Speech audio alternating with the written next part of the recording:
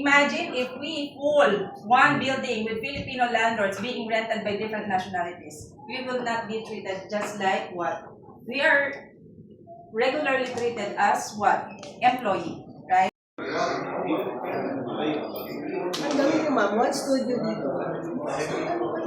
Studio sa... Ang nangyari kasi wala naman sa...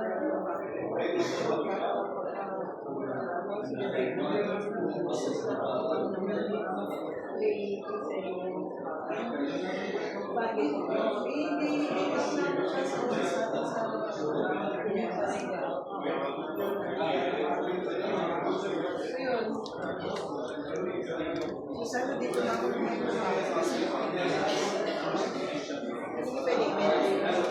hindi ka present ko lang under construction. Ito tulad dito.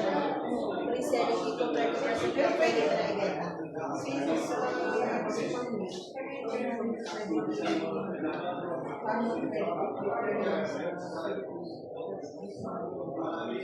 Pwede rin ba?